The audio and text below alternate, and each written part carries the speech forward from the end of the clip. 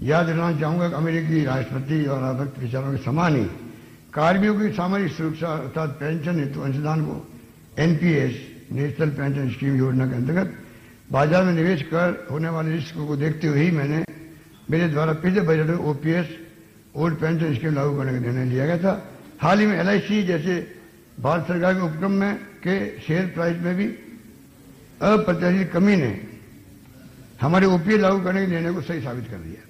मैं सदन के माध्यम से पुनः माननीय प्रधानमंत्री जी से संपूर्ण देश में कार्मिकों के लिए ओपीएस लागू करने का आग्रह करना चाहूंगा। हमारी सरकार ने हमेशा राष्ट्रपिता महात्मा गांधी द्वारा दी गई सीख the true measures of any society can be found in law how it treats it's most vulnerable members, अर्थात समाज की सच्ची प्रगति इस बात में निहित है वह अपने सबसे कमजोर सदस्यों के साथ कैसा व्यवहार करता है को अपनी नीतियों का केंद्र बिंदु बनाया है। हमारा मानना है कि वंचित वर्गों को सामाजिक सुरक्षा प्राप्त होना उनका हक है। इसी कारण केंद्र की हमारी यूपीए सरकार द्वारा राइट बेस्ड लॉ जैसे MNREGA RT food security act के माध्यम से सामाजिक सुरक्षा योजनाएं लागू की गई थी। डॉक्टर मनमोहन सिंह के नेतृत्व वाली केंद्र सरकार की ऐसी नीतियों के कारण ही तत्व समय की वैश्विक मंदी ग्लोबल रिसेशन की मार से आम आदमी बच पाया।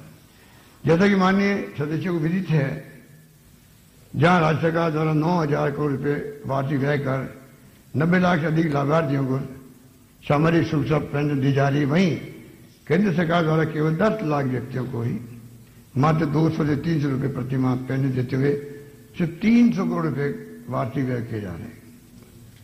इसी प्रकार सभी राज्यों में पेंशन सहित सामाजिक सुरक्षा योजनाओं की स्थिति अलग अलग है। हाल ही मैंने पत्र लिखकर माननीय प्रधानमंत्री से मांग की है कि संपूर्ण देश के लिए सामाजिक सुरक्षा योजनाओं को कानून लाते हुए एक रूपता के साथ में लागू करने की व्यवस्था करें। जहां एक और हमने केंद्र सरकार से मांग की है, वहीं हम पहल करते हुए राजस्थान में ऐसा कानून लाना मैं प्रस्तावित कर रहा हूं जिससे जरूरतमंद व्यक्तियों परिवारों को एंटाइटलमेंट बेस्ड सोशल सिक्योरिटी प्राप्त हो सके। इस दृष्टि में राज्य सरकार द्वारा प्रायोजित शहरी एवं ग्रामीण रोजगार गारंटी के साथ पेंशन योजना को समावेश करते हुए कानून बनाकर पात्र परिवारों के लिए आगामी वर्ष से Mahatma Gandhi minimum guarantee scheme योजना लागू करने की घोषणा करता हूं।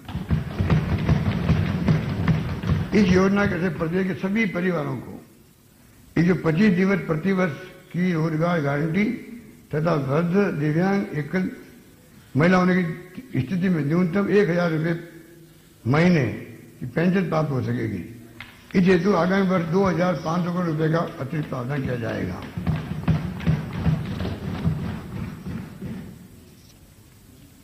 अतिरिक्त व्यय किया जाना पड़ता ही तो इस प्रकार है महात्मा गांधी ग्रामीण रोजगार गारंटी योजना में 100 दिवस पूर्ण करने वाले परिवारों को अब राजस्थान में स्थायी रूप से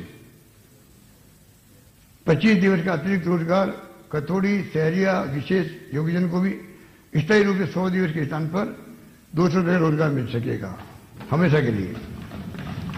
इंदिरा गांधी शहरी रोजगार गारंटी योजना के तहत प्रति परिवार 100 दिवस से बढ़ाकर 125 दिवस का रोजगार प्राप्त हो सकेगा। सामाजिक सुरक्षा पेंशन के समस्त लाभान्वितों को आगामी वर्ष से न्यूनतम 1,000 रुपये प्रतिमाह पेंशन दिए जाने से 75 वर्ष तक की उम्र के तमाम समस्त लगभग 77 लाख लाभार्थियों को मैं वापस पुनः पढ़ रहा हूं।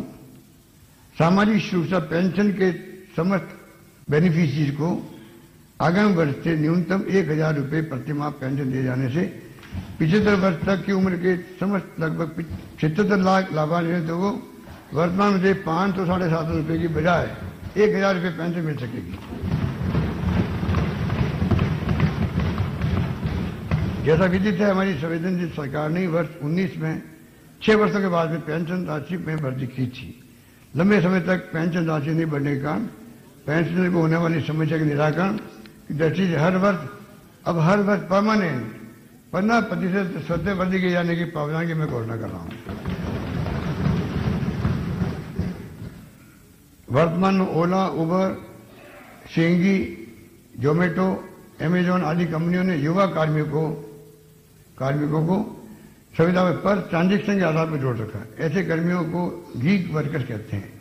संपूर्ण विश्व के साथ ही प्रदेश में भी गीग इकोनॉमी का दायरा बढ़ता जा रहा है।